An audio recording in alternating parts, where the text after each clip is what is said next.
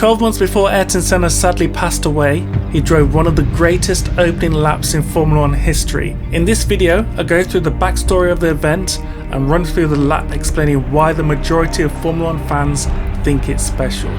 Surprisingly, although we view the performance as exceptional, he had a different perspective on it. Stay tuned to discover why.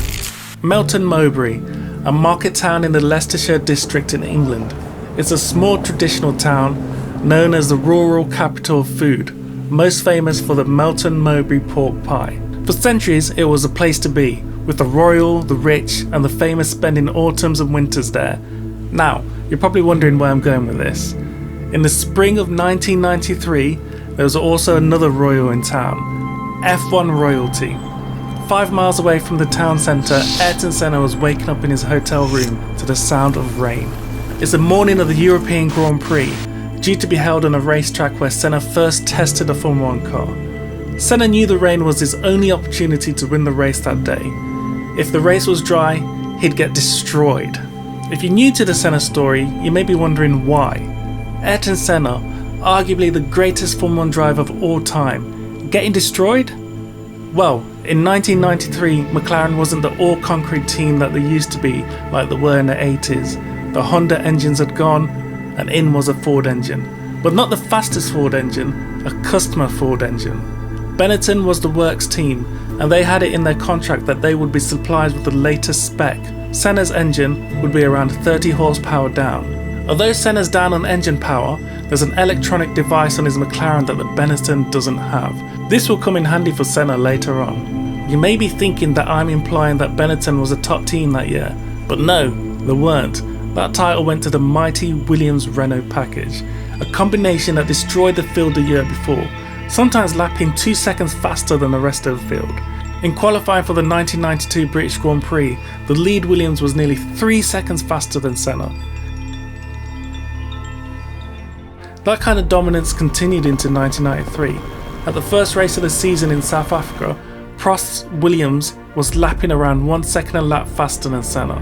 At the next race in Brazil, Senna qualified 1.8 seconds slower than Prost, with Prost easily building a lead in the early part of the race until a rain shower arrived and mixed things up, causing Prost to retire and Senna taking advantage to take an unexpected victory. Next up was Donington Park, home for the European Grand Prix that year. April isn't the ideal time to be visiting the UK for a Grand Prix, which Senna knew too well. Senna spent his junior career racing and living in the UK, starting off in Formula Fords and ending up in the Formula 3 Championship 2 years later. He learnt the tracks and experienced the temperamental British weather. Senna also had his first ever Formula 1 test during that F3 season. On that day he said to the camera that he always does well on this track, and boy did he prove that 10 years later. Coming into the weekend, both Senna and Prost weren't convinced the track was right for Formula 1. Prost comparing it to Monaco with its tight nature, saying that if you're leading the race, you could do whatever you like as it would be hard to overtake. There'd be only 2 overtaking opportunities, he predicted, the hairpin and maybe the first corner. The general opinion was that if it was wet, Senna would fly in his McLaren, and if it was dry, no one would see the Williams-Renaults. After qualifying, that thought was cemented even further. Back then there was 2 qualifying sessions, one on Friday and the second on Saturday. Friday's session was a washout, cars spinning out all over the place, both in the morning's free practice session as well as in the afternoon's qualifying. Saturday was dry though, and the Williams-Renault could stretch its legs, Prost getting pole with a lap time of 1 minute 10.458 seconds. Hill was 3/10 behind, then it was Schumacher with his works Ford engine with a time 1.5 seconds slower than Prost. 4th was Senna, a further 10th behind Schumacher. 5th was Karl Wendlinger, and then Senna's teammate Michael Andretti was 6th. Senna's plan for the race was simple. In the rain, take the lead, and then pull out as big a gap as possible so that if the track dries and the Williams gets to stretch its legs, he'll be too far in front for them to catch him.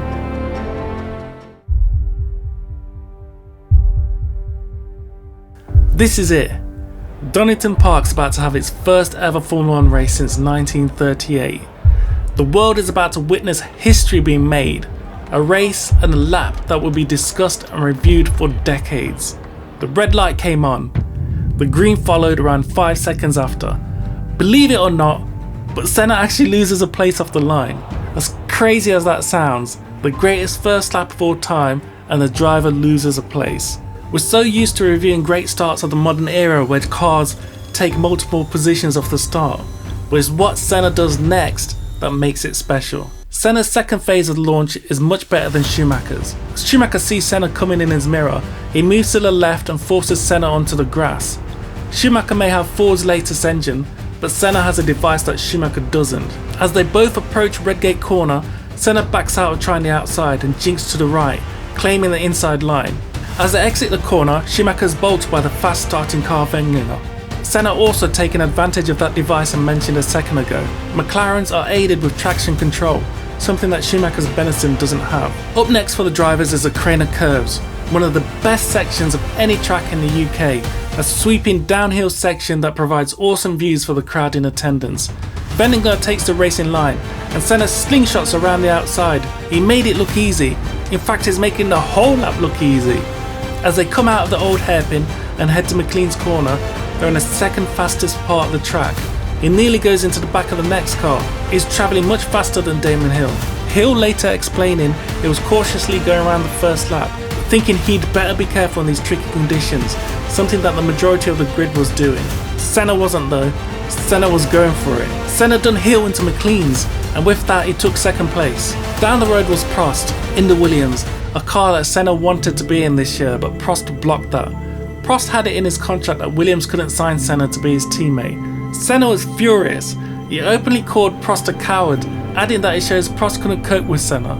Senna compared it to a 100-meter sprinter wanting to be the only one in the race running with shoes, whereas the rest of the sprinters are having to compete the race with lead in their trainers.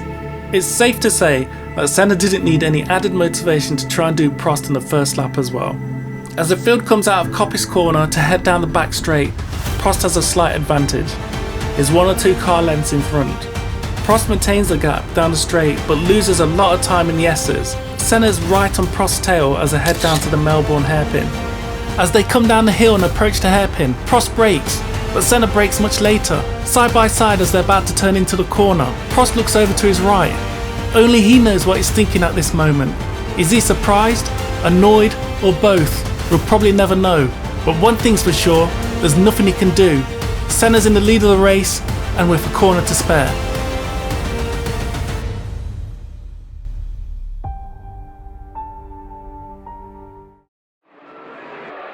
As Senna leads the field down the Craner Curves for the second time, the crowd was surprised. Firstly, that Senna was in the lead, and secondly, how far ahead he was. From there, Senna went on to deliver a masterclass on his way to victory. He lapped the whole field apart from Damon Hill, who finished in second place. Prost ended up having 7 pit stops on the way to third place.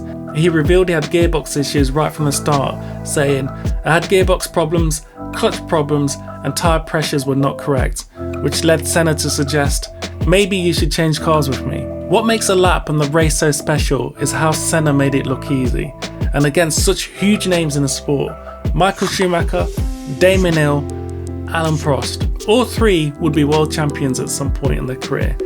After the race, Senna joked that the first lap was like his old Formula 4 days.